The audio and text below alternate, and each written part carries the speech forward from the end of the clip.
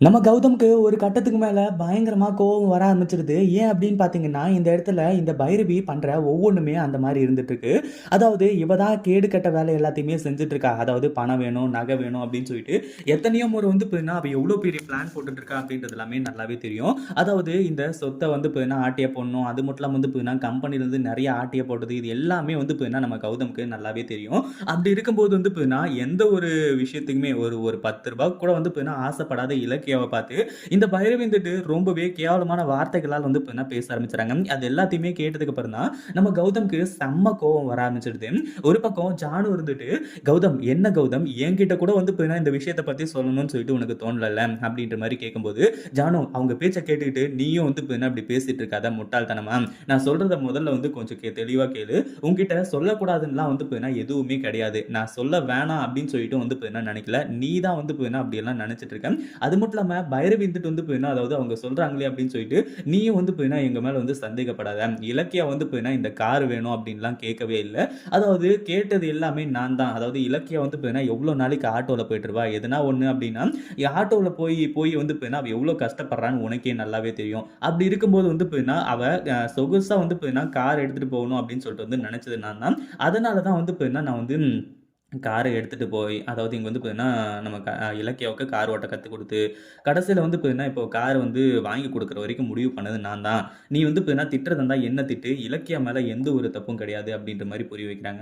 ஒரு பக்கம் பைரவி வந்துட்டு இதுக்கப்புறம் தான் அனாவசியமா என்னென்ன கேட்கக்கூடாதோ அது எல்லாத்தையுமே கேட்டுட்டு இருக்காங்க. அத கேட்டதுக்கு அப்புறம் தான் நம்ம கௌதம்க்கு செம்ம கோவம் வருது. அதாவது என்ன சொல்றாங்க அப்படின்னு பார்த்தீங்கன்னா, நான் தான் வந்து பார்த்தீங்கன்னா, நைட்டே பார்த்தேன். நீங்க வந்து 2 பேரும் பேசிட்டு இருந்தத கேட்டேன். இலக்கியா தான் கார் வேணும் அப்படின்ட்டு அடம் பிடிச்சிட்டு இருந்தா. நீயும் வந்து பார்த்தீங்கன்னா, சரி உனக்கு ரூ. 20,00,000 கார் வாங்கி தரேன் அப்படின்ற மாரி சொன்ன. ஆனா இதுல எங்க இருந்து வந்து பார்த்தீங்கன்னா, இலக்கியா தான் கேட்டா அப்படின்ற மாரி நீ வந்து சொல்ற அப்படின்ற மாரி வந்து கேட்டு, பயங்கரமா வந்து கோவப்படுறது மட்டும் இல்லாம, கடைசியில வந்து பார்த்தீங்கன்னா, பைரவி வந்துட்டு, "என்ன இலக்கியா நல்லா வந்து பார்த்தீங்கன்னா, சொக்கு பொடி போட்டு நல்லா மயக்கி வச்சிருக்க" அப்படின்ற மாரி வந்து சொல்லி, பயங்கர கோவத்தோட வந்து பார்த்தீங்கன்னா, இந்த இடத்துல பைரவி வந்து பேசிட்டு இருக்கா.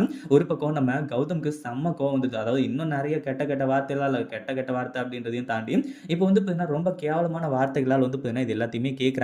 இல்லன்னு சொல்லிட்டு வந்து சொல்லல. பட் இந்த இடத்துல வந்து பார்த்தீங்கன்னா, இப்போ நம்ம கௌதம் வந்துட்டு பயங்கர கோவத்தோட, "இங்க பாருங்க பைரவி மேடம், இதுக்கு மேல வந்து பார்த்தீங்கன்னா, நீங்க ஒரு வார்த்தை பேசிட்டு இருந்தீங்கன்னு வைங்களேன், அவ்வளோதான் உங்களுக்கு மரியாதை. உங்கள நான் என்ன பண்ணுவேன், ஏது பண்ணுவேன் அப்படின்னு சொல்லிட்டு எனக்கே தெரியாது. ஒழுங்கு மரியாதையா வாய மூடிட்டு அமைதியா இருந்துருங்க. உங்க மேல நான் ஏற்கனவே செம்ம கோவத்துல இருந்துட்டு இருக்கேன். ஏன்னா, என்ன கொல்ல பார்த்ததுலருந்து இன்னும் பல விஷயங்கள நீங்க செஞ்சிருக்கீங்க. உங்கள மன்னிச்சு மறுபடியும் மறுபடியும் இந்த வீட்டிலேயே இருக்க வைக்கிறதுக்கான காரணம், நீங்க மறுபடியும் மறுபடியும் வந்து தப்பு பண்ணக்கூடாது அப்படின்றதுக்காக தான். இவ்ளோ பெரிய தப்ப மறுபடியும் பண்ணிட்டு, இலக்கியா மேல எல்லா பழியும் போடணும்னு நெனைக்காதீங்க. இங்க யார் தடுத்தாலும் சரி, இங்க பாரு ஜானு, நான் ரூ. 20,00,000 தான் கார் வாங்கலாம்னு நெனச்சிட்டு இருந்தேன் இலக்கியாவுக்காக. ஆனா, இப்போ இன்னும் ஒரு ரூ. 30,00,000 சேர்த்து இலக்கியாவுக்கு ஆடி காரே வந்து இப்ப நான் வாங்கலாம்னு முடிவு பண்ணிட்டேன். இத வந்து இப்ப நான் தடுக்காதீங்க. அது மட்டும் இல்லாம இலக்கியாவுக்கும் இதுக்கும் எந்த ஒரு சம்மந்தமும் கிடையாது. அத முதல்ல வந்து இப்ப புரிஞ்சுக்கோங்க. அப்படின்னு சொல்லிட்டு எல்லாத்தையுமே புரிய வைக்கிறாங்க. இத கேட்ட ஜானு வந்துட்டு, "கௌதம், நீ என்ன பண்றியோ பண்ணுப்பா. அது மட்டும் இல்லாம நீ என்ன விட்டு போகாம இருந்தா சரி. இலக்கியா அத சொல்றா, இது சொல்றான்னு சொல்லிட்டு மத்த எதையுமே செய்யாம இருந்தா சரி" அப்படின்ற மாரி வந்து சொல்ல ஆரம்பிச்சுறாங்க. இத கேட்கும்போது வந்து பார்த்தீங்கன்னா, கொஞ்சம் அதிர்ச்சியா தான் இருக்கு. ஒரு பக்கம் ஜானு, "என்ன ஜானு நீ பேசிட்டு இருக்க? எப்பவுமே வந்து பார்த்தீங்கன்னா, நான் உன்ன விட்டுட்டு போக மாட்டேன். அது யார் வந்து சொன்னாலும் சரி, ஏன் என்ன பெத்தவளே வந்து பார்த்தீங்கன்னா, நான் தான் உன்னோட அம்மா அப்படின்னு சொல்லிட்டு வந்து சொன்னாலுமே சரி, அப்ப கூட வந்து பார்த்தீங்கன்னா, நான் கண்டிப்பா உன்ன விட்டு போக மாட்டேன் ஜானு. அத மட்டும் தெளிவா புரிஞ்சுக்கோ. இதுக்கு நடுவுல இலக்கியா சொல்றா, அவ சொல்றா, இவ சொல்றான்லாம் நான் எதையுமே வந்து பார்த்தீங்கன்னா கேட்க மாட்டேன். ஆமா, எதுக்காக வந்து பார்த்தீங்கன்னா, இப்போ அந்த ஒரு விஷயத்த பத்தி இழுக்குறீங்க? அதாவது இப்போ வந்து பார்த்தீங்கன்னா, இங்க பேசிட்டு இருக்கும்போதே, நம்ம கௌதம விட்டுட்டு வந்து பார்த்தீங்கன்னா, அதாவது நம்ம ஜானகிய விட்டுட்டு இந்த இடத்துல கௌதம் வந்து போயிடுவாரோ!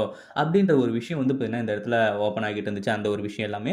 அத பத்தி வந்து பார்த்தீங்கன்னா, அடுத்ததா கௌதம் கேட்குறாங்க. ஒரு பக்கம் நம்ம இலக்கியா வந்துட்டு, "கௌதம், ஒண்ணும் இல்ல கௌதம், கொஞ்சம் பொறுமையா இருங்க" அப்டின்ற மாரி வந்து சொல்லி, அந்த ஒரு விஷயத்த பத்தி எல்லாம் வந்து பார்த்தீங்கன்னா சமாளிக்கிறாங்க. அதே மாதிரி நம்ம கௌதமோட உண்மையான அம்மா யாரு அப்டின்ற ஒரு விஷயமும் இப்போ ரிவீல் ஆகறதுக்கு நேரம் வந்தாச்சு.